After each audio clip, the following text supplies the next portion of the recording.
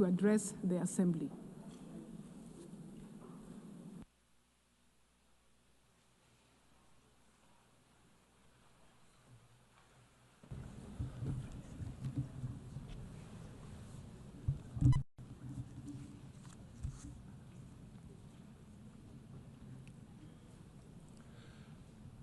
Kuzuzangpo. Madam President, Mr. Secretary General, Excellencies, distinguished delegates, I bring the warm greetings of His Majesty King Jigme and the prayers of the people of Bhutan for peace, harmony, and progress in our world. Excellencies, 80 years ago, from the devastation of the Second World War, the founders of the United Nations dared to imagine a world at peace. They chose cooperation over conflict, dialogue over division, and hope over despair. They built an institution to protect humanity from its worst instincts and higher risks.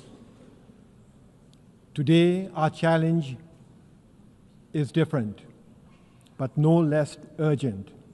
A planet in a climate crisis, persistent poverty, and conflicts that shatter lives and erode trust among our nations. The Secretary General's UN 80 initiative calls on us to respond with renewed purpose to strengthen the UN's capacity to act decisively on peace, sustainable development, and climate action. Renewed purpose to restore its moral authority. Renewed purpose to make it fit for the purpose of our collective future. Bhutan believes in a United Nations that is representative, responsive, and effective. We seek a multilateralism that delivers results, not just resolutions. That is why Bhutan supports reform of the United Nations, including reform of the Security Council, expanding both permanent and non-permanent membership. A reformed Security Council must include deserving nations such as India and Japan, alongside other capable and leading countries to reflect today's complex realities. As we look toward the UN at 100, let us commit to a world where peace is the norm, where climate is stable, and where every child, no matter where they are born, has the opportunity to grow as productive members of our global community. Bhutan will be an active partner on this journey. We will speak for the poor and vulnerable. We will champion sustainability and climate action. We will promote gross national happiness as an alternate measure of success to the conventional gross domestic product. Excellencies, reform of the United Nations must serve a purpose beyond itself. It must equip the United Nations to confront the defining challenge of our times, the climate crisis. In Bhutan, we have endeavored to protect our forests, keep our rivers pristine, and we take pride in being carbon negative. Each year, we sequester over 5 times more carbon than we emit, a contribution far exceeding our size and resources. Yet, we are already confronting the harsh realities of climate change. Our mountains are warming at nearly twice the global average. Centuries-old glaciers are shrinking at alarming rates. Rivers that once flowed steadily now swell unpredictably into destructive floods during the summer and often dry up in the winter. This is not a distant threat. It is here. It is now. And it demands immediate, urgent action. Every country must strive to reduce emissions and aim for carbon neutrality. This we know, yet global efforts remain far behind what the science demands. As of today, only 4 countries, Bhutan, Panama, Suriname, and Madagascar, just 4 countries are carbon neutral.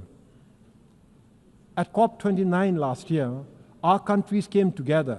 The 4 countries came together to launch the G0 Forum.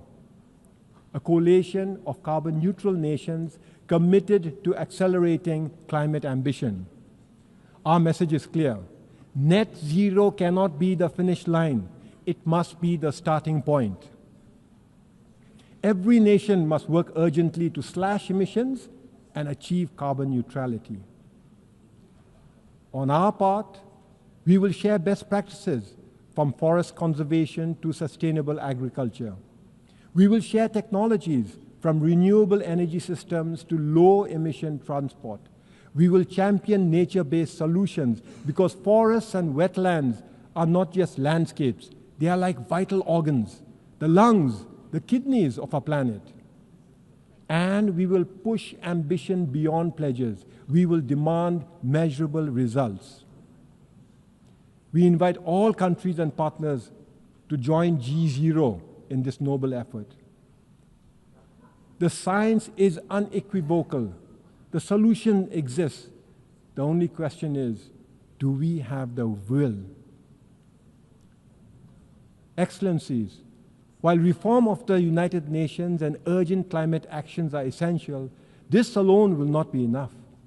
We must now reimagine the future we want. According to the United Nations, over half of humanity now lives in urban areas. And by 2050, nearly 70%, close to 7 billion people, will call cities home. Cities drive over 80% of global GDP, but they also account for more than 70% of energy-related carbon dioxide emissions. This makes cities both the engines of innovation and the front lines of our greatest challenges. Challenges like unsustainable consumption, environmental degradation, and rising inequality. We face a choice. We can keep building cities that consume more than they give, or we can reimagine and redesign our cities that heal, that sustain, that uplift. 50 years ago, Bhutan offered the world gross national happiness, an alternate approach to development.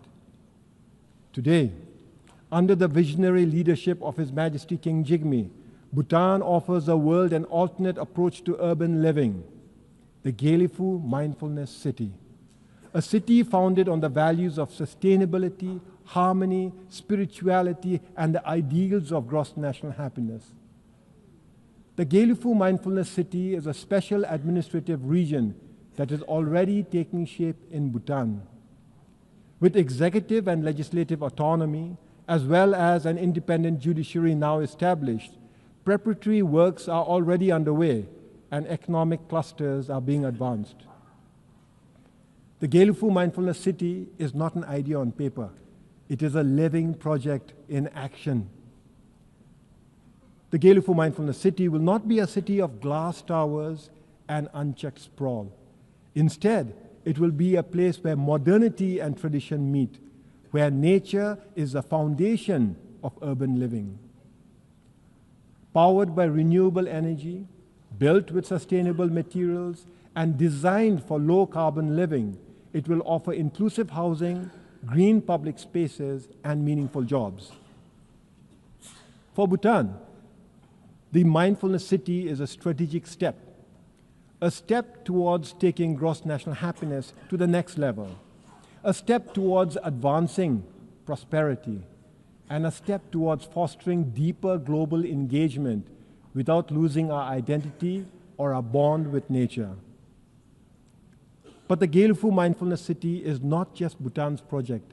It could serve as a forerunner in rethinking urbanization, a model city built on the values of mindfulness, sustainability, and shared harmony.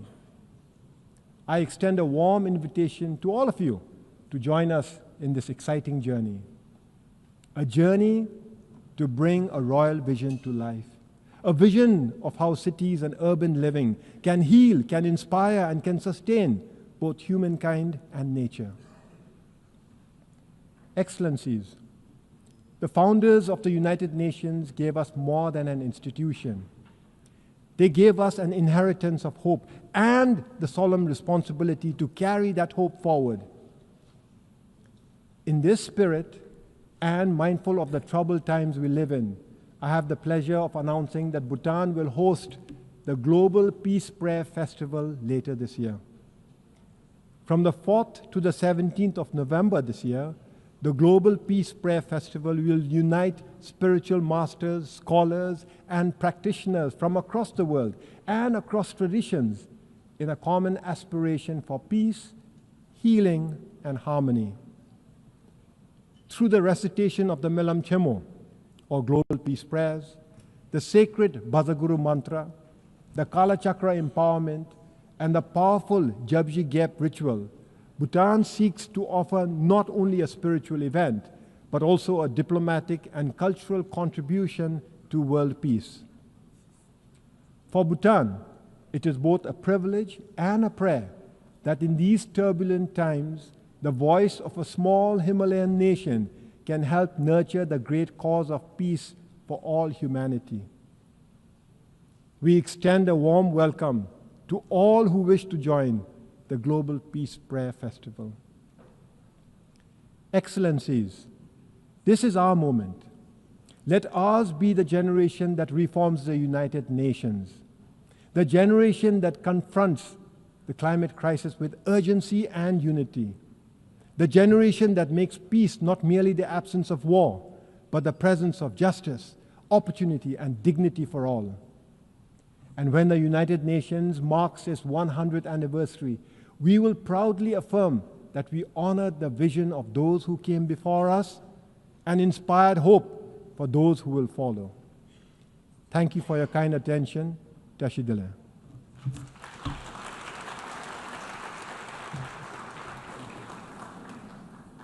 On behalf of the Assembly, I wish to thank the Prime Minister of the Kingdom of Bhutan.